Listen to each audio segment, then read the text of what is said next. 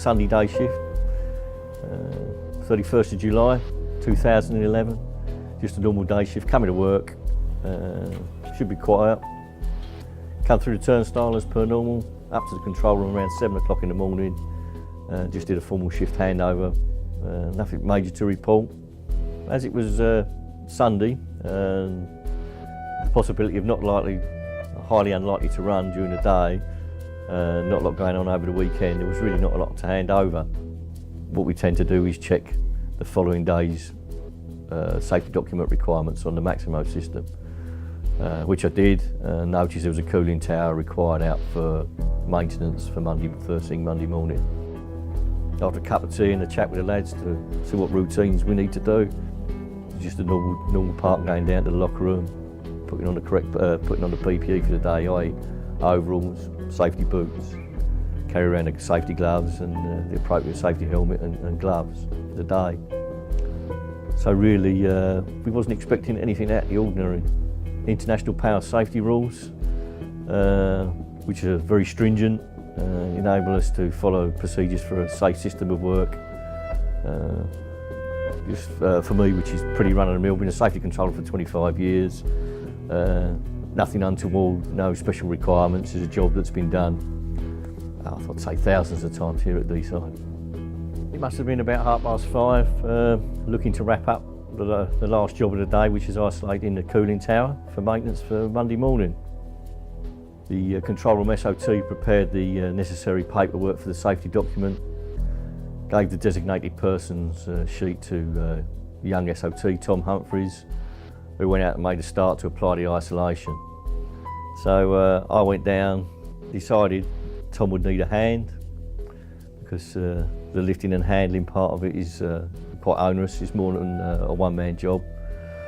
So Tom had gone out to do the first part of the isolation, and I carried on down, must have been heading towards 5:45, to give Tom a hand to remove the breaker.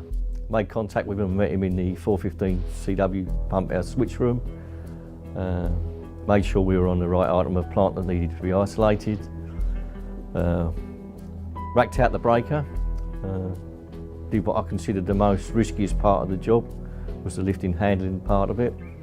A pair of us lifted the heavy 415 breaker onto the lifting rig, and Tom wheeled it out the way as I went to get the correct padlock to isolate the breaker rail.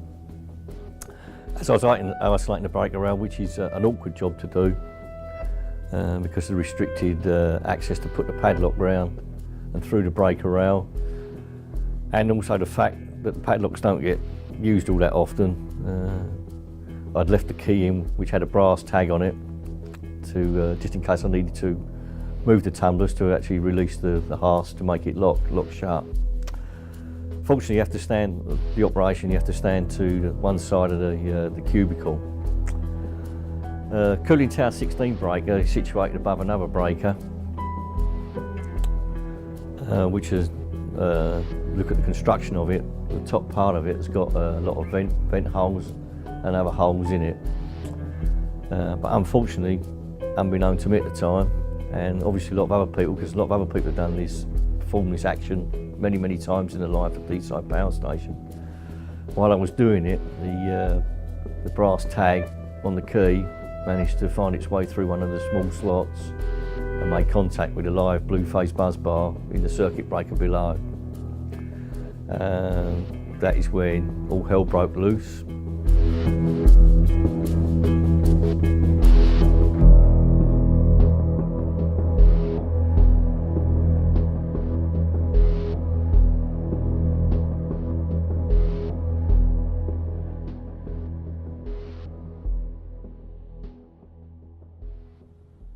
We all work hard to maintain a safe workplace and prevent injury from occupational hazards such as slips, trips and falls.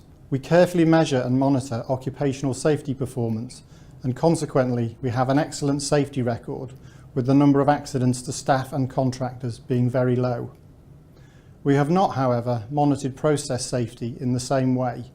Process safety accidents result from the loss of containment of the process, In other words, the failure of equipment we rely on to safely contain the hazards inherent in the process. From the video you have seen, there was a clear loss of containment. It graphically demonstrates that these accidents can be far more serious than a typical occupational safety accident. Although the incident looks horrific, fortunately Tim was not seriously hurt and returned to work soon afterwards. I would like to express my gratitude to Tim for helping us to make this video. Sadly, people have been seriously hurt and others have lost their lives in process safety incidents that have occurred around the world in recent years.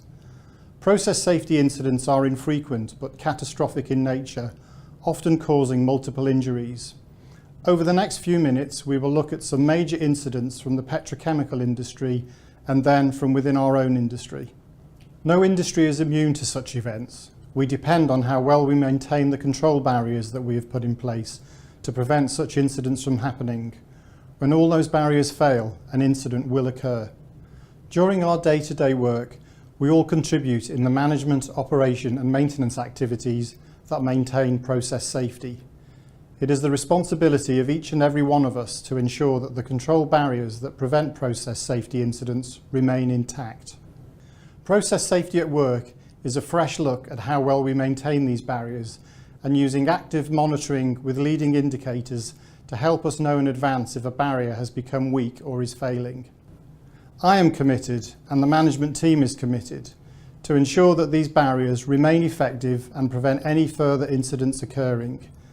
This will provide an early warning system to enable us to react quickly to changes that affect process safety. I would like to thank you for your attention